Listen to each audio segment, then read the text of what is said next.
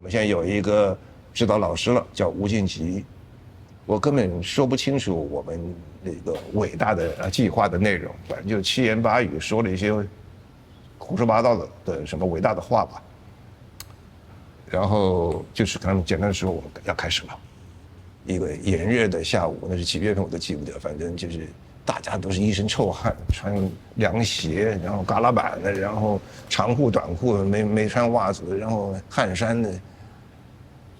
形象非常不怎么的，好像一群菜市场抓来的人坐那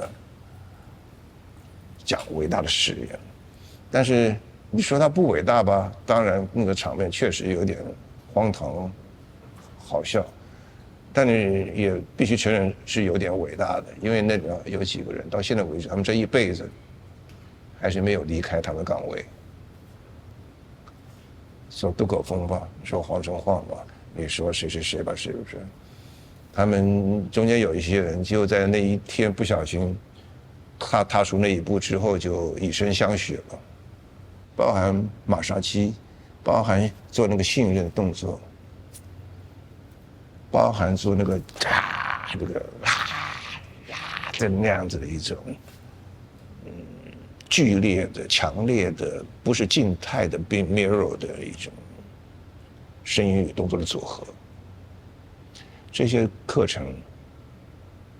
都是吴敬吉一步一步把我们在花很长的花好多个月，把那个人的假面给撕开，把那个人的自然性流露出来。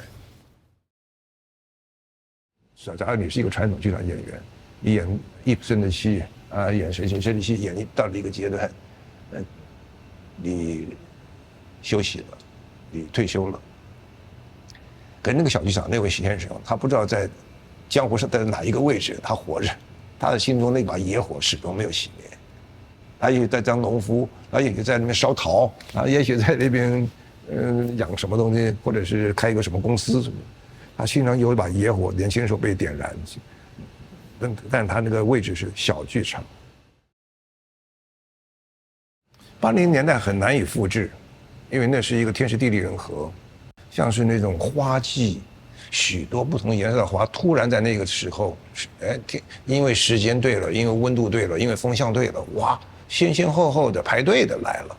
这边唱民风乐府，陶小青带了一堆人来了，那边郭小庄带了一堆人来了。那个林怀民带了一堆人来了，这边林丽珍啊，这边刘凤学带了一堆人来了，这边那个赖声川、李国修、梁志明啊，这边这个兰陵剧坊啊，李永丰，新浪潮的电影，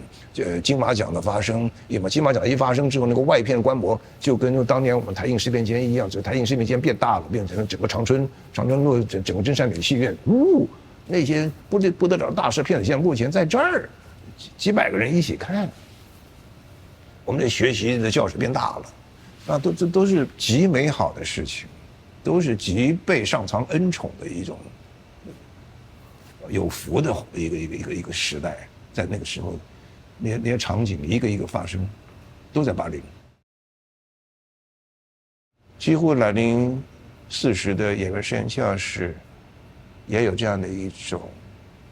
回看的一种感恩的一种形式，我们跟那个年代说再见，我们把那个年代的一些代表作再来玩耍一次，通过这个玩耍来说再见。我们把历史书翻过来的那样的一种情怀，其实在当时自己身在其中，不是完全知道的，知道一部分，可能越离开那个年代越清楚那种你人在福中的一件事情。